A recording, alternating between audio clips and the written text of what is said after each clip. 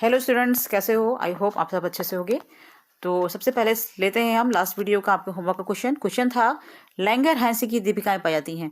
तो बच्चों, जब हमने अग्न्याशय पढ़ा था तो हमने बताया था कि अग्न्याशय का जो इंडोक्राइन पार्ट्स होता है, यानी कि अंतःस्रावी भाग होता है, वो होता है लैंगर हैंसी की दीपिकाएं, जिनसे इंसुलिन और ग्लूकागॉन हार्मोन का श्रवण होता है। तो इस क्वेश्चन में हमारा आंसर हो जाएगा अग्न्याशय। अब आते हैं हम अगले क्वेश्चन की ओर। तो हमारा आज का पहला क्वेश्चन है, डीएनए की संरचनात्मक उप इकाई है। तो स्टूडेंट्स, प्रोटीन नहीं है, कार्बोहाइड्रेट नहीं है, आरएनए नहीं है, इसमें हमारा राइट आंसर हो जाएगा न्यूक्लियोटाइड। न्यूक्लियोटाइड डीएनए की संरचनात्मक उप इकाई है। नेक्स्ट क्वेश्चन है हमारा, निम्न में कौन सी परत सूर्य की हानिकारक पराबैंगनी किरणों को धरती पर आने से रोकती है? यानी कि कौन सी लेयर सन की हार्मफुल अल्ट्रावायलेट रेस को अर्थ पर आने से रोकती है? तो बच्चों, इसमें हमने पढ़ रखा है कि जो ये ओजोन जो परत होती है, ये एक अम्ब्रेला की तरह काम करती है और सूर्य की हानिकारक पराबैंगनी किरणों को धरती पर आने से रोकती है। और ये जो पराबैंगनी किरणें हैं, यदि ओजोन लेयर ना हो तो ये पराबैंगनी किरणें आके हमारी शरीर में बहुत से रोग पैदा करेगी, जिसमें स्किन रोग यानी कि त्वचा संबंधी रोग सबसे ज्यादा होंगे। बढ़ते हैं नेक्स्ट क्वेश्चन पे। अगला क्वेश्चन है, पारितंत्र में शैवाल होते हैं। तो बच्चों, शैवाल यानी कि एल्गी, ये उत्पादक होते हैं। ये हमारी धरती पर जितनी भी ऑक्सीजन है उसमें इन शैवालों का भी एक बहुत बड़ा योगदान है। अगला क्वेश्चन है हमारा एक पोषी स्तर से दूसरे पोषी स्तर तक ऊर्जा का कितना प्रतिशत भाग जाता है? तो बच्चों, हम लोगों ने पढ़ा था 10% ऊर्जा का नियम, जो कि लिंडमैन ने दिया था, जो ये बोलता है कि एक पोषी स्तर से दूसरी पोषी स्तर तक ऊर्जा का या कुल प्राप्त ऊर्जा का 10% भाग ही पहुंचता है। तो इसमें हमारा आंसर हो जाएगा 10%। नेक्स्ट क्वेश्चन है, पारितंत्र के घटक होते हैं। तो बच्चों, पारितंत्र के दो प्रमुख घटक होते हैं, एक जैविक और एक अजैविक। तो इसमें से हमारा ऑप्शन नंबर सी सही हो जाएगा, जैविक एवं अजैविक। नेक्स्ट क्वेश्चन है हमारा, सामान्य मनुष्य का रक्तदाब कितना होता है? यानी कि एक सामान्य मनुष्य का ब्लड प्रेशर कितना होता है? Systolic upon diastolic. ये आ गया बी ऑप्शन, 120/80। ये बिल्कुल कंफ्यूज मत होइएगा, 80-80 देकर कंफ्यूज किया गया है।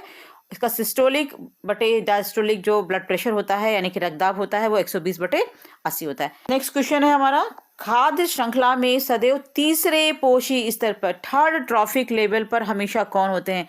तो स्टूडेंट्स, खाद्य श्रृंखला हमारी शुरू होती है उत्पादक से।